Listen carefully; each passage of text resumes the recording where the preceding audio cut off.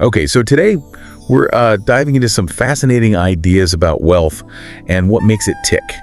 Yeah, it's kind of like cracking the code, right? Right, like what really separates those who seem to attract wealth effortlessly and those who constantly struggle. Exactly. And for this deep dive, we're looking at a piece titled, What Really Makes the Rich Get Richer and the Poor Get Poorer? Yeah. The 5 Laws of Gold. Mm-hmm. Now, I'm curious to unpack these so-called laws and see if there's some timeless wisdom we can glean. Well, before we get too deep into it, it's worth mentioning that wealth building, it's a complex thing. Right. There are definitely, systemic factors at play, and not to mention individual circumstances. Right, like privilege and just plain luck, right? Absolutely. But even with all that said, having some guiding principles can't hurt, right? Exactly. And that's where these 5 laws of gold come in. Think of them as a framework for thinking about personal finance. Okay, so like a compass, not a treasure map. Exactly. So let's jump into the first law. It says, gold comes gladly and in increasing quantity to any man who will put aside no less than 1/10 of his earnings to create an estate for his future and that of his family. Mm-hmm. Now that sounds an awful lot like saving 10% of your income, which I guess is a pretty common piece of financial advice.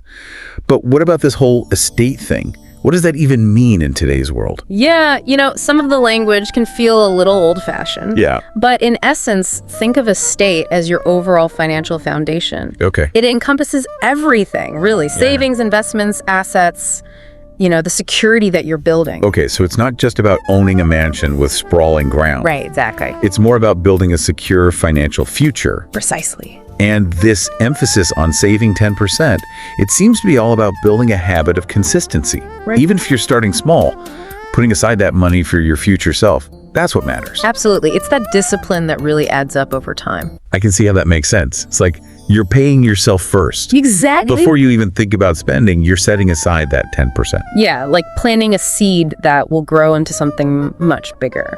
Okay, so let's move on to the second law. It says, gold labors diligently and contentedly for the wise owner who finds for it profitable employment, multiplying even as the flocks of the field. Mm-hmm. So we've saved our 10%, our gold. Now we've got to put it to work. Exactly. What kind of profitable employment are we talking about here? Well, this is where things get really interesting. It's all about smart investing, making your money work for you. Okay, so not just stuffing it under a mattress. No, definitely not. Think of it this way. Okay. Imagine you have a team of little gold miners working for you. Okay. And your job is to find them the best mine to dig in, the one with the richest veins of gold. Okay, so what are our options here? Well, there are lots of possibilities. Investing in index funds is a great option for steady, long-term growth. Or maybe you're interested in real estate.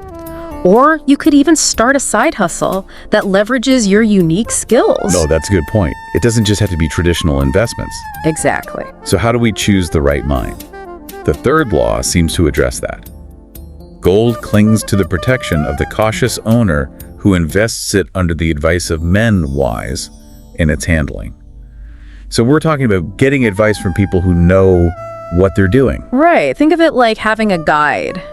Someone who can navigate you through the financial jungle. So are we talking about hiring a financial advisor? Well, it doesn't have to be that formal right away. It could be as simple as educating yourself, reading books, listening to podcasts like this one. Of course. Even just talking to people you trust who have a good understanding of personal finance.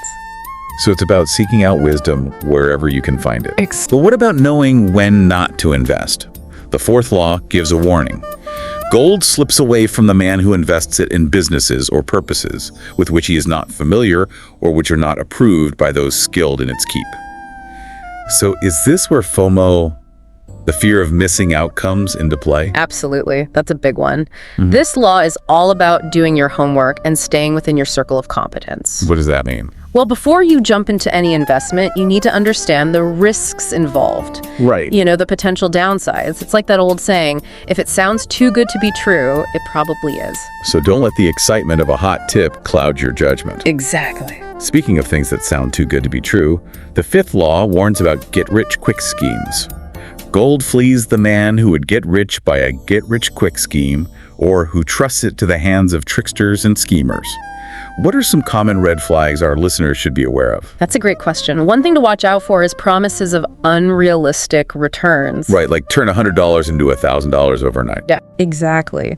Another thing is high-pressure sales tactics. Like you have to act now. Right. Anything that feels secretive or exclusive. So if it feels like they're trying to hide something, Yeah.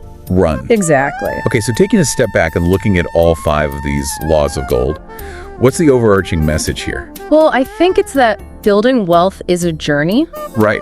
It requires discipline, continuous learning, and making informed decisions. Yeah, it's not a sprint, it's a marathon. Exactly.